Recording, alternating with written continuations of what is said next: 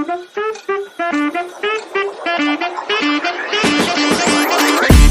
Friends, welcome back my YouTube channel Deviyacharya success point. और आप सब कैसे हैं? जैसे कि दोस्तों आप जानते हैं कि मेरा नेक्स्ट वीडियो जो था वो लेसन 15 का था और चैप्टर था गुरु शिष्य, है ना, क्लास 8 हिंदी का। तो आज मैं उसी का ही चैप्टर 15 का ही गुरु शिष्य का मैं आज नोट्स लेके आई हूँ। तो चलिए बिना देर करते हुए नोट्स शुरू करते हैं। पहला क्वेश्चन है, पाठ में विद्यार्थियों की जो वेशभूषा है उससे उस विद्यार्थी के बारे में क्या परिलक्षित होता है? तो इसका आंसर है, विद्यार्थी का वेशभूषा से प्रतीत होता है कि वह गांव देहात का बालक है जिसकी आर्थिक स्थिति भी अच्छी नहीं है। दूसरा क्वेश्चन है, काशी विश्वविद्यालय का वर्णन अपने शब्दों में करें। तो इसका आंसर है, काशी विश्वविद्यालय विस्तृत क्षेत्र में फैला है। इसका निर्माण सुनियोजित ढंग से किया गया है। सड़कों के किनारे छायादार वृक्ष लगे हुए हैं जिससे सड़कों पर धूप नहीं लगती। सड़क के बाईं ओर महिला विद्यालय है तो दाईं ओर सटे सुंदर लाल अस्पताल विराजमान है। तो आप समझ सकते होंगे कि काशी विश्वविद्यालय का ये वहाँ का जो वर्णन है वो इस प्रकार है ना। तीसरा नंबर है, लेखक ने बनारस के आसपास की ग्रामीण औरतों का चित्रण किस प्रकार किया? वहाँ के परिवेश और आपके परिवेश में क्या अंतर है?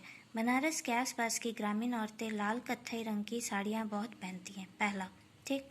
दूसरा, वे घास काटती घास का गट्ठर सर पर रखकर सड़क के किनारे काम करती है। और तीसरा है, ग्रामीण औरतें जब साथ साथ चलती हैं तब चुप नहीं रहती। तो अभी हम लोगों का जो परिवेश है और उन लोगों का परिवेश में बहुत अंतर है, क्योंकि अभी की जो औरतें हैं वो बहुत कलर की साड़ियाँ पहनती हैं और वो ज़्यादातर घास काटने या सर में गट्ठर लेके सड़क के किनारे नहीं चलती हैं, जबकि बहुत से यातायात साधन हो गए हैं, लोगों को काम में भी रखा जा रहा है ना। और ग्रामीण औरतें जो हैं जब साथ साथ चलती हैं तो वो चुप नहीं रहती, यानी बात करते रहती है। लेकिन अभी की जो दुनिया है या परिवेश है इसमें सब चुपचाप रहने लगे हैं, एक अपने अपने रहने लगे हैं, एकता की कोई नामो निशान नहीं है ना। क्वेश्चन नंबर 4, लेखक फर्श पर ही क्यों बैठ गया? सुप्रसिद्ध विद्वान आचार्य हजारी प्रसाद द्विवेदी के प्रति कुछ सम्मान भावना, कुछ संभ्रम के कारण लेखक सीमेंट के बने आसनों पर ना बैठकर फर्श पे ही बैठ गए थे।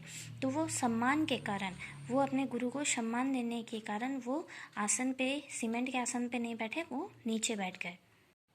5 नंबर का क्वेश्चन है, लेखक कानपुर से शर्म के मारे क्यों भाग आया था?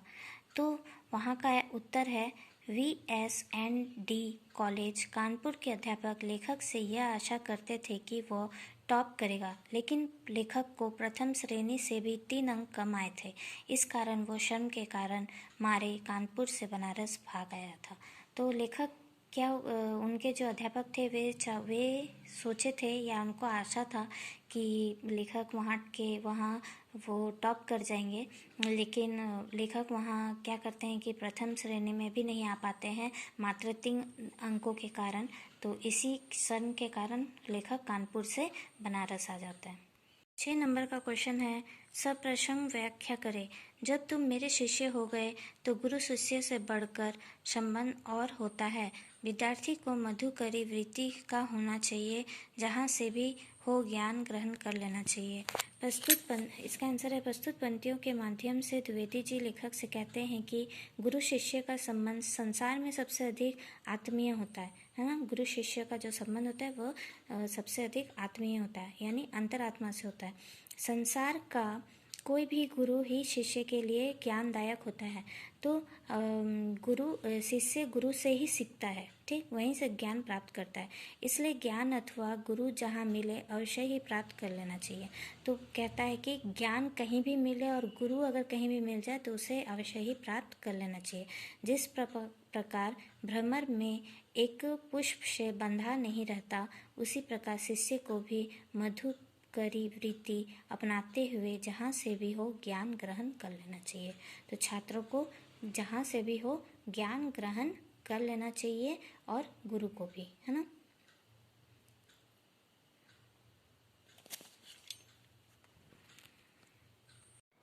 तो जैसा कि दोस्तों आपने देखा कि आपको नोट्स मिल चुका है, मैंने अपने हाथों से बना के आपको दे दिया है। आप मेरे नोट्स को ज़्यादा से ज़्यादा यूज़ कीजिए ताकि आपको बिल्कुल दिक्कत ना हो और इसी तरह आप मेरे साथ बने हुए रहें।